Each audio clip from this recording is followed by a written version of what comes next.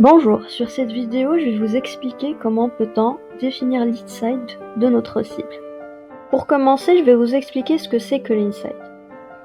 En marketing, l'insight va faire référence au regard du consommateur, afin de cerner ses besoins et lui offrir une réponse adaptée. Cette démarche est différente de celle qui est réalisée d'ordinaire, quand l'entreprise offre un produit. Là, c'est la demande consommateur qui est ciblée, et l'entreprise fera alors l'effort ou non de lui proposer un produit ou un service en réponse. On établit que le besoin du consommateur s'axe autour de 3 éléments.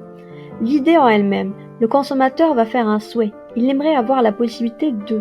Il trouverait ça plus pratique si. La motivation, le consommateur aimerait ce changement ou cette possibilité.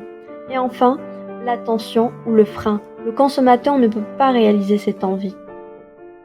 Je vais vous donner un exemple. J'ai envie de faire du yoga, c'est l'idée. J'ai envie de faire du yoga pour me sentir bien.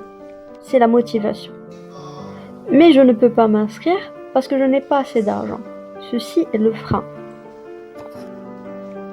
Donc à partir de cette situation, la salle de sport peut concevoir une offre adaptée à mon frein et mon motivation et à l'idée. La question se pose, comment choisir un bon insight? Tout d'abord, il doit être révélateur. L'insight dévoile une aspiration. Il doit être non réalisé. L'insight met en relief le fait qu'aucune solution n'a été proposée. Il doit être aussi important, l'insight doit être significatif, il doit se concentrer sur un enjeu réel dans la vie. L'insight doit être engageant, c'est-à-dire qu'il doit engager le consommateur. Il doit être aussi familier, il doit donc entrer en résonance avec les préoccupations du consommateur.